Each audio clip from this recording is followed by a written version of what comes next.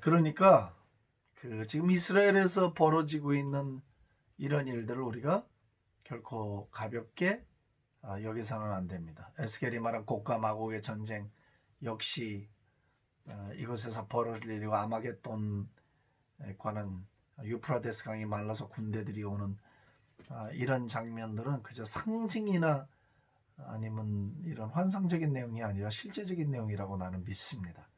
그렇기 때문에 이스라엘에서 벌어지는 일들을 우리가 가볍게 봐서는 안 되고, 그것이 역사의 어떤 매우 중요한 지점에 놓여 있다는 것입니다. 물론 말씀드린 대로 이스라엘의 구원받는 수가 충만해질 때, 그때 분명히 역사의 어떤 전환이 오게 될 것은 너무나 명확합니다. 말한 대로 적그리스도가 예루살렘 성전에 앉는다, 새로 지은 제3성전, 그건 성경적인 그 배경도 없고 근거가 없습니다. 그건 성경을 너무나 자의적으로 해석한 그건 소설가들의 작품이라고밖에 저는 말할 수가 없습니다. 또 이 일에 말씀드린 대로 선봉장으로 쓴 트럼프 대통령, 참 제가 볼 때 아주 정말 연구해 볼 만한 현재로서는 하나님이 쓰시고 있는 나는 종이라고 봅니다. 그래서 이스라엘 편에 적극적으로 섰고, 예루살렘을 수도로 인정했고, 그리고 앞으로도 이스라엘과 함께할 것을 아주 노골적으로 천명을 했습니다. 그리고 반대쪽에는 유엔이 반대쪽에 서 있고, 러시아가 반대쪽에 서 있고, 이란, 터키, 중국 등 북방 세력들은 전부 이스라엘과 미국의 적이 된 상태로 현재 구도도 그렇고 앞으로도 명확하게 그렇게 될 것입니다. 그렇기 때문에 우리가 지금 돌아가고 있는 상황들을 잘 눈여겨 봐둘 필요가 있습니다. 이번에 이제 일어난 이 우한 코로나 바이러스는 도대체 어디에서 어떻게 죄송합니다. 방 안에서 하다 보니 공기가 순환이 안 돼갖고 제가 좀 목이 칼칼하네요. 두 얼굴의 나라, 두 얼굴의 사나이. 멋있지 않습니까? 분명히 사람은 하나인데 얼굴은 두 개고, 나라는 하나인데 얼굴이 두 개입니다. 그게 미국이고, 그게 영국이고, 그게 스위스고, 그게 이태리고, 그렇습니다. 성경에서 말하는 그 적그리스도 같은, 제가 적그리스도라고 말 안 합니다. 그런 세계를 통합하려 하는 단일 정부, 권력, 세상을 자기 손아귀에 놓고 모든 사람들을 노예화해서 자기들의 독점, 독재, 권력으로 다스리려고 하는 이 무서운 세력들이 있습니다. 오래전부터 성경 속에서 시작이 됐고, 그 은밀한 흐름은 바티칸을 통해서 완성이 탄생을 했고 완성이 됐습니다. 미국은 분명히 기독교 정신의 입각에서 세워진 나라입니다. 들어가기 전에 미리 말씀드립니다만은, 아시아는 이런 모든 혼란에서 사실은 주역이 아닙니다. 희생양이에요. 희생양. 아시아 국가 몽땅 희생양이에요. 지금 이런 모든 배후에 흐르고 있는 이런 교묘한 움직임들은 전부 미국과 유럽에서 일어나고 있는 일들이에요. 이 야베세 족속들이 문제입니다. 이 백인 계통의 야베 쪽들이 문제예요. 하여튼 셈계열은 그저 죽으나 사나 주여 주여 하는 순진무구한 백성들이고, 야베 족속들은 온 세상을 점령하려는 참 기이한 족속들입니다. 좌우지간에. 미국이 두 얼굴, 영국이 두 얼굴, 영국과 미국은 어떤 면에서는 트윈, 쌍둥이, 아니면 한 몸에 두 얼굴을 갖고 있는 그런 형태이기도 해요. 제가 왜 스위스라고 했나요? 우리가 말하는 일루미나티, 프리메이슨 잘 아시잖아요. 프리메이슨의 머리가 일루미나티란 말이지. 다 한 덩어리들이에요. 몽땅 다 한 덩어리. 그럼 이게 어디서 탄생을 했는가? 바티칸이에요. 제가 먼저 말씀을 드렸나요? 이거 제가 책에 있는 거니까 말씀드리는 거예요. 제가 뭐 대단히 무슨 뭐 그걸 뭐 파헤친 사람들 다 책에 있는 거예요. 네? 그래서 그 실권을 누가 가졌는가? 로만 캐톨릭 안에 제수이트 예수회가 갖고 있다. 예수회가 갖고 있고 그들은 자기들을 블랙포프 검은 교황으로 부르고 맨꼭대기를 그리고 어떤 군대 조직 같은 그런 아주 구도를 갖고 있어요. 쥐락펴락이에요. 절대 권력자들이죠. 아마 지금도 그럴 겁니다. 그들에 의해서 탄생한 기가 막힌 작품이 일루미나티입니다. 세계를 정복하고자 하는 자신들의 뜻대로 움직이고자 하는 그리고 저들의 목표는 지구 인류를 자기들의 종으로 만들고 노예로 만드는 것. 그것이 저들의 유일한 목표입니다. 믿으셔도 됩니다. 제가 꾸며낸 얘기가 아니고 믿으셔도 됩니다. 마치 한국 전쟁 때 김일성이 스탈린의 하수인 노릇을 했듯이 대부분의 이쪽 분들은 인정하려고 하지 않지만 이미 자료까지 다 나와 있는데 역사적인 자료들이 소련에서 나와 있는데 그걸 부정해야 될 이유는 없죠. 사실은 사실이죠. 자 이제 제가 왜 미국을 두 얼굴의 나라라고 하는가? 미국에 정부가 있고 영국도 정부가 있고 스위스도 정부가 있고 이태리도 정부가 있어요. 나라마다 나라를 다스리는 정부 기관들이 있어요. 대통령을 포함하는. 그런데 정치인만 있나요? 경제인들도 있겠죠? 정치는 돈을 필요로 해요. 뭐 옛날이나 지금이나 똑같아요. 우리나라 조선조 고려 때 상인을 무시하고 비즈니스 하는 사람도 무시하고 뭐 이렇게 산업공상인에서 뭐 서열을 정하고 이랬지만 다 쓸데없는 소리입니다. 권력을 잡은 사람들은 상인들의 돈이 필요했어요. 그랬기 때문에 무시하지만 무시할 수 없었던 존재들이 비즈니스를 하는 경제인들이었어요. 그것은 고대도 똑같았어요.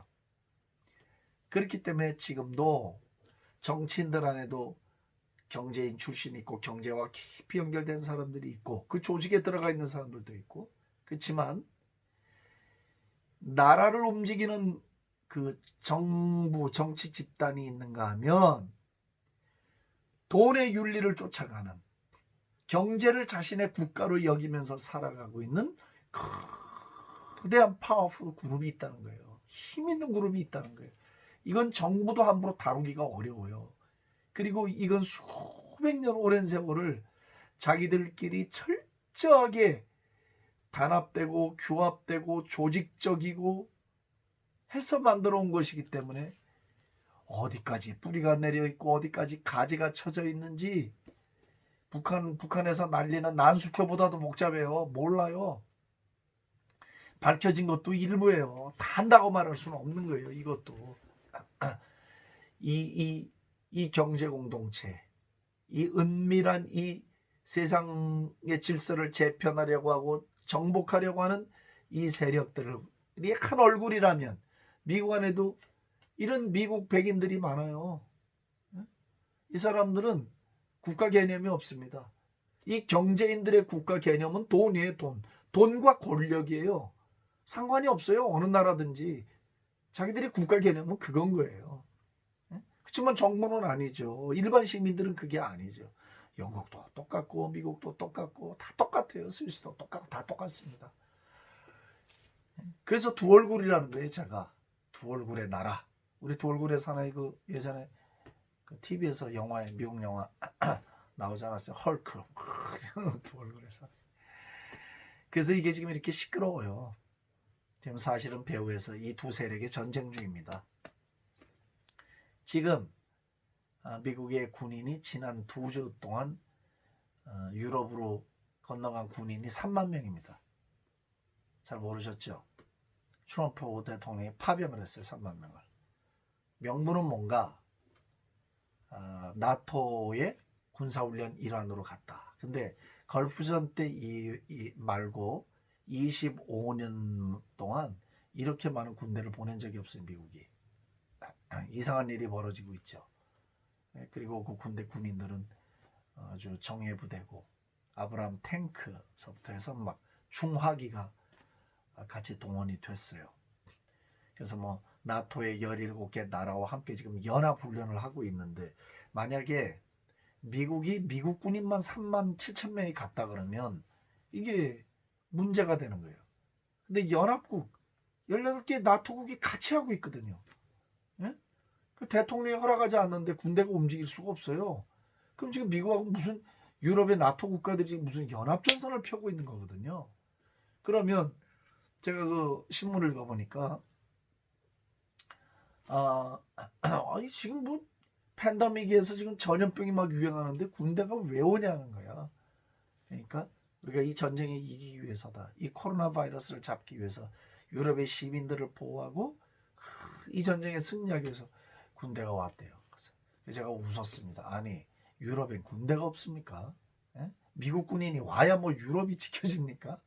지나가던 정말 그 멍멍이도 웃을 일이지. 그 딱 상식으로 생각하면 아는 거 아니에요? 군대 왜 이렇게 많이 가냐 말이에요. 예? 근데 이게 지금 막 유럽 전역에 막 군대들이 지금 들어가고 있거든요. 이제 상상은 여러분들에게 맡기겠습니다. 왜 군대들은 거기에 가 있는가? 일루미나티의 본부는 이태리, 바티칸, 로마, 거기가 본부입니다. 그리고 세계 경제를 주락 날아가고 은밀하게 경제를 움직여 나가고 또 다른 국가를 형성하고 있는 그룹들 역시 다 그들과 한 부류의 무리들입니다. 제가 말을 좀 조심해서 합니다. 그리고 그들은 지금 정부들이 군대를 동원하고 정보를 동원해서 일종의 뭐랄까 소탕전이라고 그러면 좀 그렇기도 하지만 어떤 거대한 막 전쟁을 하는 중으로 보입니다. 그런 면에서 중국의 시진핑 1차적인 전쟁에서 아주 매우 효과적인 승리를 거두었습니다. 아는 거죠. 이 바이러스 전쟁의 내용을 아는 거죠. 내용을 아는 거예요. 그래서 초장서부터 아주 강력하게 대처했고 1차적인 승리를 얻었다고 보는 거죠. 2009년도 Good Club 뉴욕에서 억만장자들의 모임을 했다고 제가 말씀드렸습니다. 그때 그 어디죠? CNN, 테드 터너 케이블 회사만 23개를 갖고 미국의 미디어를 꽉 잡고 있는 테드 터너서부터 시작해서 데이비드 록펠러 주니어, 록펠러 아들 그 다음에 빌 게이츠, 워렌 버핏, 이름만 들어도 다 아는, 그리고 이번에 민주당 대선 후보로 떠올라서 뛰다가 바로 내려앉은 마이클 블룸버그 등등 기라성 같은 인물들이 그 모임에 모였습니다. 시크릿 소사이어티라고 그러죠. 비밀회의 혹은 카발, CABAL, 혹은 딥스테이트, 혹은 일루미나티. 자기들은 절대로 자기 자신들을 일루미나티라고 부르지 않습니다. 어찌됐건 다 같은 말입니다. 지금 제가 드린 말이. 모여서 주요 논의가 뭐였는가? overpopulation. 지구의 인구가 너무 많다. 줄여야 된다. 어떻게 이 문제를 해결할 것인가 하는 것들이 주요 아젠다였습니다. 그것이 2009년도였고 2010년도에 빌 게이츠는 모든 마이크로소프트 회장직에서 내려앉습니다. 그리고 빌 게이츠 재단에 전념하게 됩니다. 2009년도 모였을 때 그 회의를 주재했던 의장이라고 할까요? 빌 게이츠였습니다. 그리고 이 문제를 해결하기 위해서 $10 billion, 10조 맞죠? 네. 10조를 내놨고 워렌 버핏이 36조인가를 내놨습니다. 둘이 합치니까 47조인가 41조인가 그래요. 거기 모인 사람들이 다 같이 그 도네이션 한 돈 액수가 약 170조 정도 됩니다. 지금 제가 좀 나와 있는 이 내 조국 대한민국 1년 예산이 약 500조 조금 더 되는데 170조니까 약 3분의 1 정도 되나요? 3분의 1이 조금 더 되네요. 엄청나지 않습니까? 백신 하나 개발하려고 170조를 내나요? 이게 여러분들 상식적으로 이게 이해가 됩니까?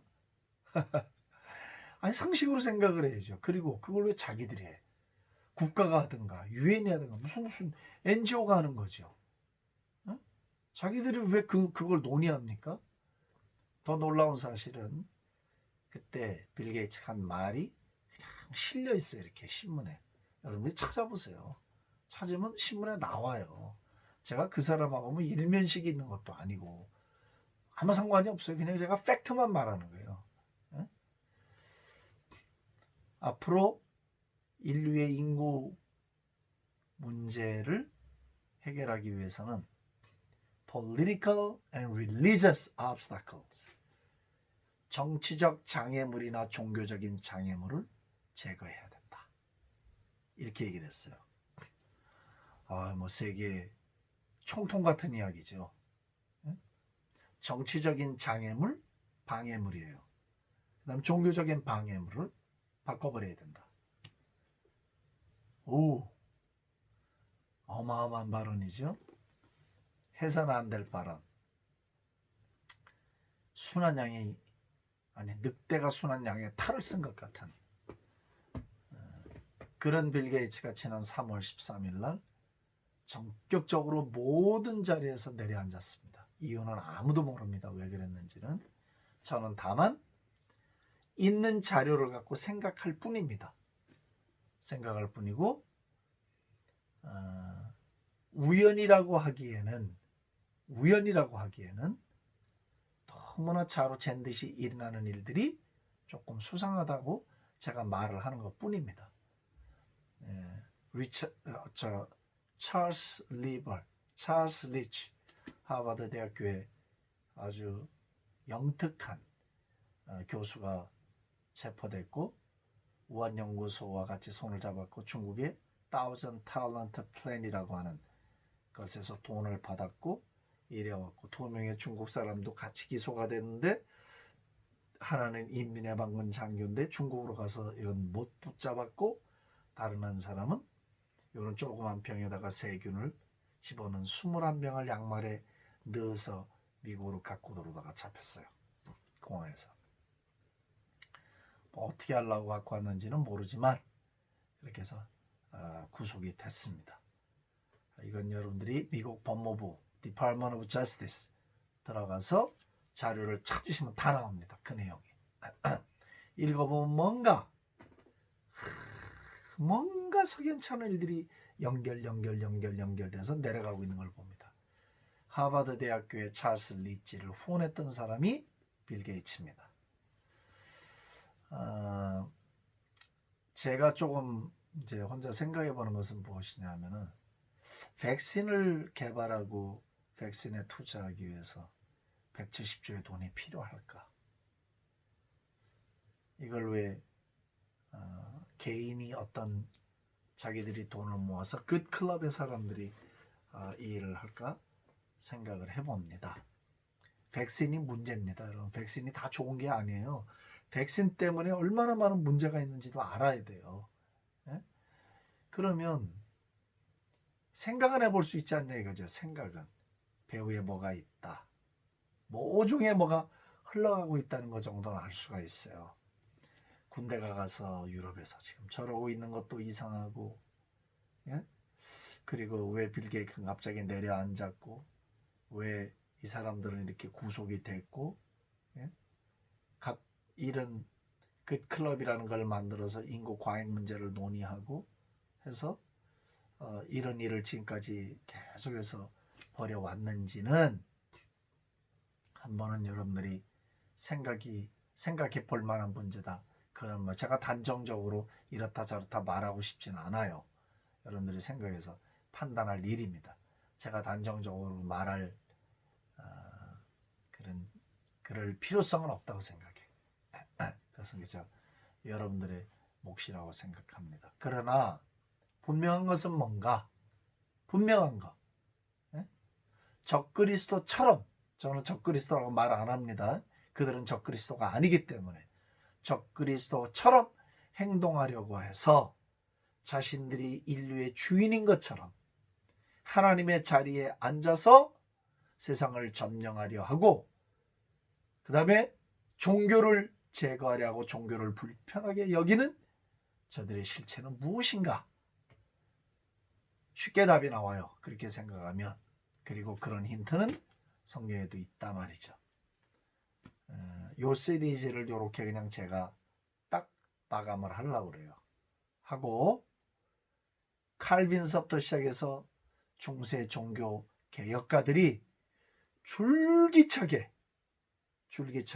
교황은 적그리스도라고 말했어요. 교황권이 적그리스도라고 말을 했어요.